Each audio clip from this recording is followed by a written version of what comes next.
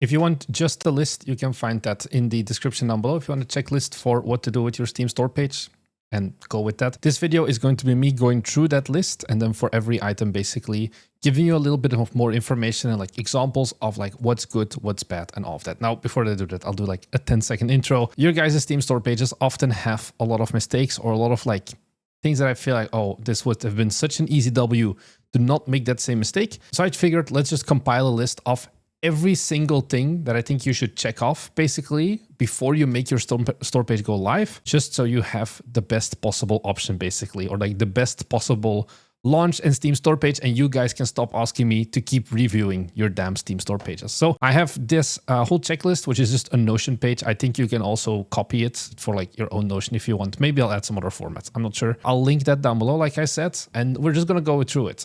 There's categorized basically on capsule, short description, trailer, everything you need to know. And yeah, let's just begin with the capsule. First big thing, if you make a game, your Steam capsule should not utilize AI generated art. And, you know, why is this? Because it just looks bad. I'm going to be honest. If you think that you can genuinely make something good with AI art, I invite you, Mr. Prompt Engineer, to go put it up. But I'm going to tell you, no serious game developer is going to use AI. Just because, two reasons. One, it looks bad. And two, even if it looks good, but it still is clearly AI, and you're going to get needlessly hated. Like, you know, you could be like, oh, this is a good capsule, bro. How could you say it's AI? It's like, you can tell it's AI.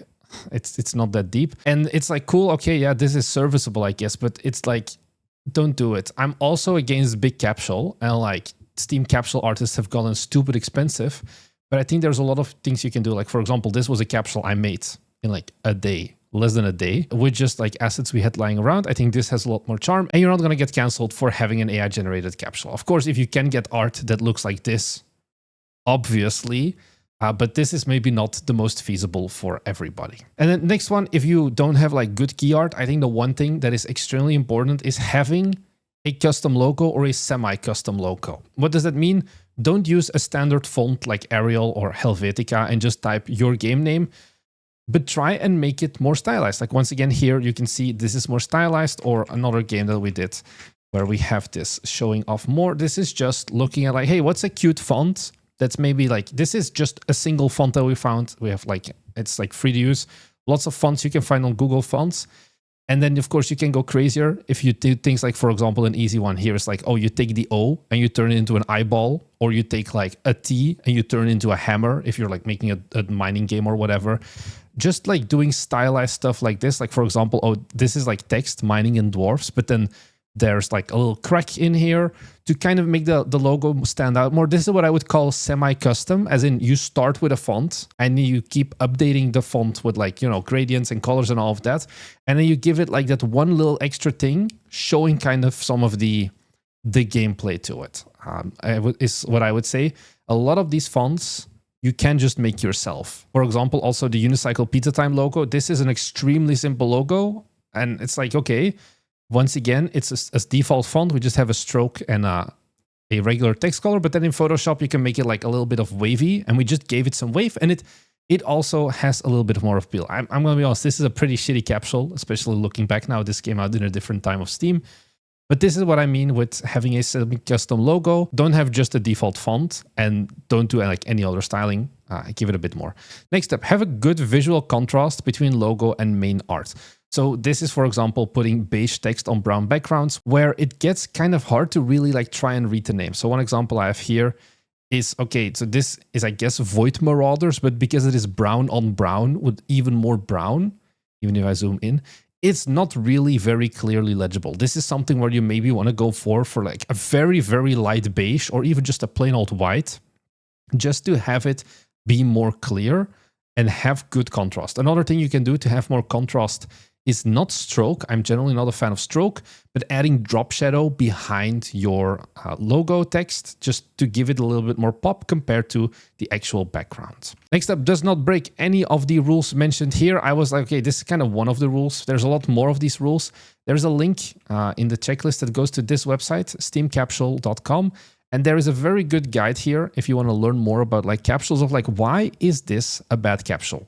for example? Oh, it's because it uses very harsh colors. It has no like real clear direction of like what should you look at. There's like, oh, there's something here, there's balls here, there's a big balls here. I'm not sure. Something here as well, like very poor contrast. You can hardly read the Daydream text. It has a very weird font, I would say. And then once again, what does this game mean? Whereas if you look at Oxygen Not Included, very good contrast, very stark white text on a dark background, very clear focal point with these characters and all of that. Another easy one. There's more on this store page. I think they have like a total of like 10 rules. Very good to like look at once again of like, oh, why is this logo bad and what does this logo do? That's very good comparison. Take a look at this. I think you don't need to pay money for Steam capsules. I think you can do a lot just by going through this list basically. Next up, logo does not overlap the Steam templates. So this is a link to here. What you see basically is there's like this little corner. We go and we look up a demo. Let's, for example, dig in demo. There's like this thing on Steam. You need to make sure that this badge, this is also shown for soundtracks and for DLC. This badge is always here. You need to make sure that your text, your logo, for example, doesn't lie underneath this badge. For a lot of developers, maybe you're not planning a demo immediately, and then you can see like, oh, their logo is higher up here, but then actually, okay, they move it downwards because otherwise they're going to run into issues for their demo and their game build, or not game build, but like their Steam store page submission would be denied. Here on this link, there's also a direct link in the Notion document. Their Steam provides templates by themselves. Oh, the templates are here. Download templates for sizing and text placement on store page assets. This just goes to a Dropbox link. And here Steam has all of the different assets basically in Photoshop files with these templates, or like not these templates, but like the like little banner things are in there for you as well. So you can very easily see, am I going to break any of the rules and guidelines with my assets? Most likely not, but this way you can very easily still check it if you want to make your own assets. Another one does not contain any other text other than the game's name. This is mainly also just for your approval. Steam will flag you down if you do have other text. I want to show you one example. If you do something like this, by default, Steam will deny this. The only reason we can get away with having bonus text, such as with Service Pack 2, is because this is not our real capsule, but this is an artwork override. So that's for up to 1 month. If you do like a big update, you can add more text. It could also be like something that says like, hey, now with more languages. But otherwise, don't add other text. Sometimes you see developers and they put like the genre on their capsule as well. It's not as common, but don't do that.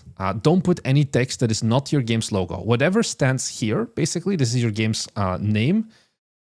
Anything that is not this shouldn't come on your actual capsule unless you're using an artwork override. But that's something that you shouldn't worry about for now. And then lastly, Capsule has a border to stand out. This one, I'm very much a pro Team Border meta member. It's a very simple thing. So what is a border? I mean, the name kind of says it. You notice it here if we look at just like the Steam calendar. You can see it with games like, for example, Storebound and Rock Bottom. And also like we had open here, Digging. They have a little border around their Steam capsule. I think generally they give more pop to Steam store pages. They are more like visually flared. And also you can use it, for example, in the small capsules, especially Mining and Dwarfs. Once again, if we look here, you can see there is a very clear like border. So if we look at a larger list, it stands out a lot more than, for example, Mining and Tunneling Simulator, which has a pretty bad capsule. Here, once again, Mining Goblins Idol has a border as well. I think it's a very easy, quick win to just add like a very bright, visible border with about 8 pixels thick or something, I would say. And then you can once again do stuff like having a little gradient on it, or you can have it be a solid color. We do it also for MO98, and I think it just makes it look nicer on the store page. So that is everything we need to know for the Steam capsule. Next up, we get to the short description. So what is a short description? It's this part. These 300 characters or less that you can write about your game. And I think there's a few rules. I'm not going to go too deep into this. First big one, it should clarify the genre in the first sentence. So for example, an incremental game where ... showcasing the genre. A desktop pet / idler where different characters. Okay, once again, we explain the genre. This one, it's a friend slope, so it's a little bit less. Single player social deduction game. Like you keep explaining it. Active incremental hacking simulation. Incremental adventure. Okay, these are like all incremental. It's just what I have open. But in the first sentence, you explain this is the game that you're going to be playing. Because this is usually, this is why I worry so much about like capsule, short description, and then like this part of assets. These will be the first things that players read. Now, there's probably people in the comments who are like, oh, but as a Steam user, I only look at trailers or I only look at capsules. Your capsule, your trailer, and your short description should all be good, because some people do indeed only care about the trailer, some only care about the capsule, some only care about the short description. This is something that, once again, you can make a good Steam short description in like half an hour or something. You just make a bunch of variants. First thing, because it is kind of formulaic, XYZ is a roguelike deck builder, for example. Immediately put the genre of your game in the first sentence. Bam, that's like 60 characters already done for you. Next up, you need to explain the end goal. What is the actual like fantasy end goal that the player is going to be doing? He's going to be saving the princess. That's the goal. Go to the depths of a meteor. Okay, that's the goal. Go from MMO from small scale studio to global market domination. Once again, there's an end goal in here. There should always be a clear end goal of like, why are we playing this game? What's the goal of this game? And how does that tie into like the fantasy, basically? That's usually like sentence number 2. And then sentence number 3 would be describe using verbs what the player does. Trading, fighting, dodging, manipulating, building. Anything basically. Generally you want to have at least 3, 4, maybe 5, but especially at least 3 different verbs that encapsulate what is the core gameplay loop. What are you as the player going to be doing? Don't list features, list actions, list verbs of what you're going to be doing. Improve your server infrastructure, address technical challenges, release new games, and become the #1 MMO studio. Another one here, mine ores, unlock upgrades, find cosmic treasure. Those are once again 3 verbs that very clearly explain, okay, what are the main things that I will be doing? I'll be looking for treasure, I'll be mining, and I'll be upgrading. And that's kind of once again the gameplay loop explained of like, okay, I mine, I find treasure, I upgrade. And I think, once again, this is like a pretty good capsule. And then the last one, this one, if you're a beginning developer, I think I really need to slap you guys with this. Do not mention lore-heavy concepts. Sometimes, you know, you want to write a book, but you end up making a game, is the best way to describe it.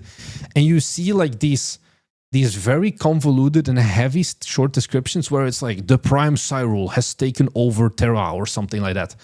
And you're immediately dumping a lot of lore into the player who has no clue what the fuck your game is, because this is the first time they see your Steam store page. Instead of something like this, like the Prime Cyril has no meaning. It has meaning in your story, but for somebody who hasn't even looked at anything else of your game, that is a concept that doesn't make sense. Is it a person? Is it a team? What is it? Is it an object? Whereas you could also just be like, hey, fight back against an alien invasion. Much clearer and simpler to understand. And I know, oh, you're going to be like, oh, I don't want to simplify my game that much. Tough luck. If you don't simplify it and don't mention like the lore heavy stuff, people will just be confused and not interested in your short description. Okay, so that's the short description. Let's head over to the next part, the trailer. So the trailer is what you see here when you just play, or like this auto plays most of the time. It's also used for the like, if you go to, like, for example, a tag homepage, you have like trailer TV, which just immediately always shows a trailer. Having a trailer is very important. That brings me to #1. Have a trailer. If you do not have a trailer, I honestly believe you should not put your Steam store page live. Yes, technically you can do it, but usually the reason that I hear people saying that, oh, why don't I have a trailer yet? It's because like, oh, my game isn't ready enough yet. And I think if your game is not ready enough yet for a trailer, it is not ready enough yet to market and have a Steam page altogether. Yes, Steam doesn't require it, but if you want to become part of the biter army and you want me to be proud of you, the only way I'm going to be proud of you is if you have a store page that also has a trailer. If you have a store page without a trailer, I'm never going to be proud of you. I'm only going to be disappointed. I'm going to be honest with you there. So step #1, have a trailer. Okay, step #2, trailer length of about 30 to 50 seconds. I think that's another big one. You know, there will be people who are yelling at me like, oh, but look at the trailer for XD. I think this is a horrible trailer because it is just non-stop for 1 minute and 22 gameplay. So if you do this, once again, I'm going to be disappointed in you. Trailer has a few rules. Trailer length of 30, 50 seconds. I think anything longer and you're needlessly dragging out attention spans, basically. The first thing is a cold open. What's a cold open? This is an article from DreLluminati. Imagine your trailer has like tension, so to say. This is like the higher the line is on this graph, the more tension there is. So the cold open is like, you know, those like 10, 15 second teasers for like Marvel movies where it's like immediately Captain America is in your face. And then it's, I don't know, the Hulk, and then Thanos is suddenly there. And there is so much like insane action packed into like the first 5 seconds. And then it calms down. Then you suddenly get like the funeral scene or whatever, and it's like very slow again. But that is what the cold open is about, where you show the main highlights of the game in those first 15 seconds. I think Unicycle Pizza Time does this pretty well, as in we're immediately showing what's the gameplay loop. We have very quick cuts. And then now, okay, now we start again from 0, 8 seconds into it, and we can take a little bit more time with the trailer. I don't know, there's no audio playing right now, so it might not be as obvious, but that is generally a cold open. The first 10 to 15 seconds, you go quick, showing a lot of the different gameplay actions, the things that matter the most, because retention graphs are pretty bad. I'm going to actually pull up once. This, for example, is the retention graph for one of our trailers. And you can see, okay, on second 0, 96% people are watching, but you can see by like second 15, a third of all players, or like all potential players, have already stopped watching your trailer. So if you wait too long with putting the juicy stuff and the juicy gameplay at the upfront of your trailer, a lot of people will just dip out, basically. They will leave before you ever get to showing the good stuff. So show the good stuff, show the core gameplay loop in those first 10, 15 seconds, not longer. And then afterwards, you can take a little bit more time and go a little bit slower. Next up, does not have individual shots lasting over 6 seconds. So yeah, generally, in the cold open, I would say go for like 3-4 seconds per shot, because otherwise also you're not going to hit the 15-second mark at most. But in general, you know, sometimes I see developers make this mistake where they do like a single shot of them walking or doing something for like 15 seconds nonstop without any cuts. I think that is just unfortunately not good. So as a simple like limit for yourself, don't go over 6 seconds per shot, per thing that you're showing in your trailer. If something takes 6 seconds or longer, just cut, shorten it, and come back to it at a later point, but interrupt it with some other part of your game, basically. Also, upload your trailers to YouTube as well. I don't know why. This is a mistake that I see a lot of developers make. Even if you don't send your game trailer to someone like IGN, for example, nothing is stopping you from still just uploading your game trailer to your own YouTube channel. It's an easy potential gain. That was what we did, for example, here with MO98's trailer as well. We uploaded this. This is not on the channel that you're watching. This was on a pretty unknown channel. It had 100 subscribers back then. And algorithmically, it got picked up still by YouTube, and we got 200,000 views. And you might be like, oh, I'm not going to get any views. And, you know, I'm going to be honest, that also happens. We have trailers with 200 views and very limited growth. But you see still here somehow there was like a spike here. And then there was another spike here. I don't know why. The algorithm does that.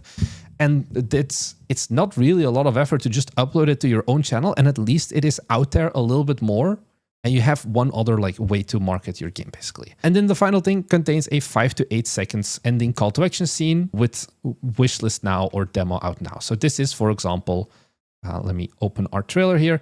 This is a very simple thing. You kind of just, this is the release call to action, but it's like, okay, you don't show active gameplay anymore. You show like some art, some key art or whatever.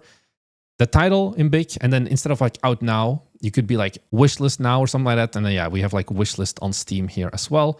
Let's pull up the announcement trailers call to action actually very quickly again. So here you can see like, oh, okay, we have gameplay, and then we fade into the call to action, the game, demo out now, wishlist on Steam. This is actually kind of bad because we have two call to actions. Either you do demo out now or you do wishlist on Steam, but not both.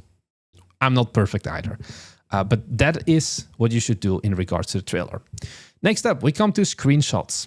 First off, you should have a minimum of 7 screenshots. Steam requires you to have 5, but Steam changed their UI, I think about half a year ago at this point, where the size of the screenshots in like this list here below has gotten smaller. So if you have only 5, it looks kind of bad because 1, 2, 3, 4, 5, there's like an empty space here. And I think generally, once again, you want to have 7. It's the same thing of like the trailer. If you feel like, oh, but I don't have enough content for 7, it might be just a sign that, hey, the game is actually too raw and too early right now to be put onto Steam because you're missing some other core stuff. So that's number 1. Okay, first screenshot showcases the main game mechanic. Okay, we have Demon Bluff here right now. Okay, this shows what's the main thing you're going to be doing. There's like cards, there's text, and this should explain kind of already immediately what's the actual gameplay like. We have that here as well. We have our dashboard for MO98. This is once again the first screenshot. Okay, I have a bunch of stats here. I have this like simulated RPG world. I can immediately tell the player what is like the fantasy of this. Whereas if I give them like, let's say this or this as a screenshot, they're going to think if this is screenshot number 1, oh, it's a Minesweeper simulator, which it's not. It's a part of the game, but it's not what matters the most. Screenshots show the gameplay, including game UI. This is something that I just want to give a little extra call to action on, or like an extra call out.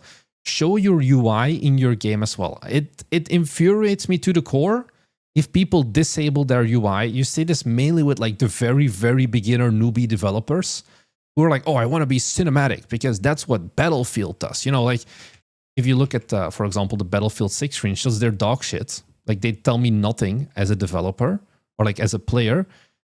It's like just like these like pre-rendered stuff. This is not what you should do. But a lot of developers are like, oh, but if Battlefield does it, then I can do it too. Or like other AAA game that does this. Don't do that. Show your actual game, show your gameplay, show your UI. Also, as a little follow-up, do not show UI elements. Like I have people who like, they submit their main menu as like one of the 5 screenshots. It's like, this is not important enough to put on your Steam store page. Don't put things like your main menu, your pause menu, or your settings menu. Again, if you need to put like artificially inflating your amount of screenshots with things like main menu, it's probably a pretty big sign that, hey, actually it's too early right now to think about this Steam store page because you are not ready. You do not have enough engaging, interesting gameplay to fill up 7 screenshots. And then a final thing, have a variety in color and scene setup. So don't have 4 screenshots that show the exact same thing, basically. I think, once again, Demon Bluff does this pretty good, where even though they have a limited color palette, mainly green and red, they still, if you just look zoomed out here, the small little thumbnails look somewhat different still. They don't put like too much green in a row. They only put like 2 greens in a row, then predominantly black, 2 more greens, then a red, then a green. Maybe not the best example, but here also very zoomed out. If you just look at the small things, it's like, okay, we have a bunch of different colors each time. And this makes it more memorable. Your game doesn't feel the same, basically. Where this is another one. This is grass. But even though it's always grass and the same background, every single time the grass is a different color to also show that there is more depth in the entire game, basically. Then it's not just 5 times the exact same one environment, one level, one biome, because I see developers make that often of like, we only have like the demo scene from some asset pack and this is our game right now. Let's get the Steam page up as fast as possible. Don't do that. So yeah, those are the screenshots. And honestly, you know, I think these are the biggest, most important things. I have more stuff here. I put them under the smaller stuff category because, you know, these things matter less. Let's dive into the long description. What's the long description? Is here. It's the about this game section at the bottom. First things first, starts with 1 or 2 sentences of text. Why? This text, if I were to like copy the link up here and then send it to a friend, it would not utilize this as like the embed basically, but it uses the first text that is written here, like the first few sentences. This will be used for the embed if you send like a Discord message or something else like that does embed, basically. This gets shown. So kind of what I usually do is this is a variant, a little bit more lengthy sometimes, of the short Steam description. You can also just put the entire short description up here again, although I think it's a little bit redundant. We want to explain a little bit differently. But first things you put in here should be text, not title. That's why I say text first, because if I immediately was like expand your game's infrastructure, then the embed would show like the game and then immediately expand your game's infrastructure. And it's kind of like, it's not explaining stuff very well. This might already be a bit of a more niche tip, but something I think to keep in mind. Next up, don't have too much text. I see a lot of developers and they make like these whole lore dumps once again, writing like the entire story and world, and nobody fucking cares about this shit in their long description. If something has more than 3 sentences in a row, people's brains will turn off and they will not want to read it. And it's just unfortunate, but that is the way it is. So generally, I try to like have at most 1,000 characters if you want to like give yourself a little bit of a benchmark. What I do is I generally do 1 header, 1 sentence, 1 GIF. Well, GIF, however you want to call it. It's actually an MP4 video converted to WebM before they get into specifics. but always just one sentence, a little bit of explanation, and that's it. Less is more. Let the pictures do the talking. An image has more than 1,000 words or something like that is true, especially if that image is a video. That says even more. That says more than 10,000 words. So just show the important parts of your game and don't write it. So that brings us to the next one. Contains 2 to 4 GIFs showing the gameplay highlights. These are 800 pixels wide, and I say GIFs because this is what used to be required by Steam. No longer for I think the past year or something. It now uses MP4 files, or you can upload an MP4 file and Steam will convert it to a WebM, which is actually more efficient than GIFs, and they also support like pausing now. So you can make them 800 pixels wide because that is how wide the like Steam about this game section is. If you make them less wide, they're going to be like offset basically, so they're going to end earlier. Anything wider is possible as well, but they're just going to get cropped, or like not cropped, but like resized to be 800 pixels wide. Lengthwise, there's no limits, like height-wise, not lengthwise, but like you can make them as tall or as short as you want. So you can see these are not the same height. This is like true 16:9. This is more of a cropped in view. Those are fine as well. And then the final thing that I like to do is that it has a features section showing things like, for example, controller support, level count. I think an example for this is here at the bottom. It's like, it's kind of just like a highlight summary of what does your game have. So these are old Steam page capsules. So here you can see these are 600 pixels wide and they did not get converted. So there's just like an ugly emptiness to the side. So if you make new assets, use MP4 files. So kind of just like, I support multiple languages, I support controller, whatever. That's kind of what the features thing is. Like here also 100 unique character cards, cosmetics, the cards lie, I think this is always a good little thing to put in as like the final like recap basically of what's the entire game, and keep it in there. Okay, long description is done. Next up, we get socials. Links to your YouTube and Discord are I think the most important thing. So what does that mean? Here in the site, you can see YouTube and Discord. You can also put like other things such as your XD Everything app account, but mainly I think the important ones is a YouTube or a Discord. YouTube, because that's where you're going to put all your trailers anyway. So there should be content for your game over on YouTube, and Discord so that people have a way to actually come and like take a look at what's going on, letting you know about bugs or other feedback things that they want you to do. Next up, you can link to your website. In this case, we have a website. We actually don't have a website, but this links to our press kit. This is the alternative. If you do not have a website, you can also just make a press kit. You have to make a press kit anyways. Otherwise, I'm going to get mad at you. I highly recommend Press Kitty. This is completely free for up to 3 press kits. It's very easy to make a press kit. So for example, this is the press kit from my virtual friend. So if you click on like the visit the website, it goes here because this has more information, contact detail, high quality assets and screenshots if someone like the press wants to write about your game. This makes it possible to find assets for them to talk about your game. And then the last thing that I think you should do, like socials wise, is you need to follow your own community discussions board. So this might be a weird one, but if you go here of like view discussions, I guess discussions is a better term. This is like the default. So normally it will look like this, and there's going to be this button, subscribe to forum. You click this, and now every time there's a new post, you get a little notification up here. And this way, you know, if somebody writes like a bug report or feedback or anything like that, you know that they've done this, because I see so many developers, like they get some post on their Steam discussions. You will get no information about this unless you're subscribed to the forum.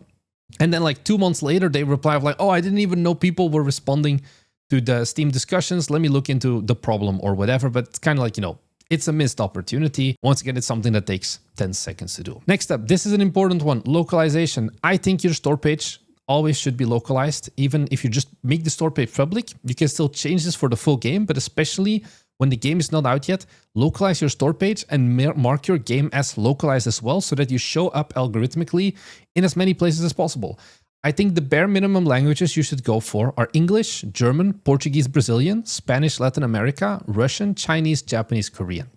There are a bunch of languages, I know that, but just making sure that your store page is localized, especially because we're not going to be writing giant books, like just localizing like these little pieces of text is pretty easy. You don't need to localize your Steam store page assets, I would say, even like your screenshots don't need to be localized. Just your short description and then your long description, you localize those.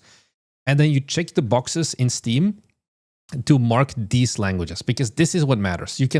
There's 2 points where you're localizing your game. I can actually just pull it up. So point number 1 here is under the Steamworks and then description. And then here you can see like the store page. I can be like, oh, this is the French localization. This is the English localization. You can see these ones. If you just localize only here, it doesn't really matter, because to Steam's eyes, basically your game still counts as unlocalized. What you need to do is you need to go to basic info and then scroll down here to supported languages. And then here, the same languages that you localize the Steam store page to, once again, the languages I mentioned before, you check the box for interface here as well. And then you hit save and you publish it. And this way your game will show up for members of other languages. And then what you can do is you can just end up not localizing, should turns out like, oh, I don't have budget for this, or it's kind of not feasible. You can just uncheck these by the time that you're closer to release, once you have a better idea. But this way you will get more wishlist data also from these other countries, because otherwise, if you only localized your game to English, people from China will not get this game in their algorithm feeds, for example, which makes it a lot harder for them to wishlist the game as well. So you kind of don't get data of like, hey, should I even localize my game? Yes or no. So yeah, that's the game itself is also marked as localized. So this is, I actually localize the text. And this is, I check the boxes here under supported languages. And I have a few other stuff, small stuff. Number 1, make sure your game has 15 to 20 tags. So tagging is done here, tag my title. Technically you only need 5, but I think you should have at least 20 or like 15. You can't go over 20. So in this case, relaxing and inventory management are not included because those are 22. And then as a follow-up point, these tags are ordered as well, with the most important tags, like by weight indeed. Strategy is the most important tag. And then like, you know, a tag like MMORPG is kind of actually not that important. And it's all the way at the bottom because it's not a real MMORPG. Something like parody as well, single player. These are tags that are relatively weak because there's just so many single player games. So you can put them all the way at the bottom. And then the important tags, like for example, it's an idler, it's an incremental game. Those go all the way to the top, 15 to 20 tags. Look at games similar to yours and go from there, basically. Visuals, viewpoint. It's not that hard, to be honest. Release date should be set to year or month, unless if your game is planned on being released in less than 2 months from now, then you need to put the exact date. So what does that mean? Sometimes you see games here. Oh, this game is already out. Let me find a game that's not out yet here. Okay, Demon Bluff, planned release date 2026. Often you see here like to be announced or coming soon. I think that's bad. I think you always want to give an idea of the year or the quarter or the month. The benefit of this is that people kind of feel like, oh, this game is actually going to come out, because a coming soon game, it's kind of like, is this abandoned? I don't know. Are developers actually planning? Whereas like, oh, this game is going to come out in 2026. So I assume that developers are still working on this. Also, if a game like misses its release date and like the developer doesn't update it, it automatically goes back to be announced or coming soon or something like that. So because of that, I always suggest you to have a year. Even if that is 2028 or whatever it is, I think it is still better to have a year or a quarter than to have just coming soon or to be announced. Now, why do I say if you're less than 2 months out from release, you should add a release date? Because the exact release date is going to be used for your personal calendar. And your personal calendar is kind of what's going to drive a lot of wishlist traffic as well. Where you can see now, okay, developers here on the 12th of August, Orbits is going to come out, which is a Bite Me viewer game as well. If they just had their release date set to August, they would not show up here in this calendar. They would actually show up only on August 30th, like the last day of the month, August 31st, which is going to not really give them any algorithmic benefit. So you basically, if your game right now, it's the 30th of June as I'm recording this, so a little bit less than 8 weeks, 7 weeks, I guess, kind of in advance, you should put the Steam store page public, or like the release date public. And then a little side thing I'm giving you just now, this is not on the checklist. If you do announce your release date later on, then also make a release date announcement trailer, upload it to your YouTube, because it is a little bit of an extra marketing beat just to announce like, hey, the game is going to come out this exact day. Next up, this is another small one, but it is the Steam developer homepage should be configured. So what is the Steam developer homepage? If we click here on the developer Bite Me Games, you'll see we get brought to this like nicer page. People can follow us and they can find like more of like, oh, these are the upcoming games. These are the current discounts and all of that. and then you can see some more information. This is like a nice developer page. Whereas if we look at, for example, I think Chilla's art, if we just click on Chilla's art here, you see they just give like this thing. And it's not really that good. You can't follow the developer, which is another big one. It's a lot harder. So you can actually set it up pretty easy. There's a link here to how you set it up. It takes like 15 minutes tops, and you do it one time. And then you just link the game to the home page, and then tada! It's easier to follow, and especially if you start making more games, this is going to help with cross promotion as well. It's an easy win, so why wouldn't you bother with it? And then the last thing you can do, this is kind of outside of Steam. If you do make your Steam store page public, this is a pretty big marketing beat event. You want to do a press release as well. You can send those out through GamesPress. And if you're wondering, hey, how do we do this? Because this looks intimidating. It's actually not that hard to send out a press release. I have made another video that does exactly that, which I think I can link right here. So that's all I have to say. There's a link down below to get the entire spreadsheet again, and I wish you the best of luck with your Steam store pages. If you want to follow us along, we're on the journey to build $1 million game studio, and we want to get you guys to stop making slop as well. So we have a bunch more cool videos coming out soon, and I think if you want to join us for that, head down below and subscribe as well. That's all I have to say. I'll see you guys in the next one. Bye!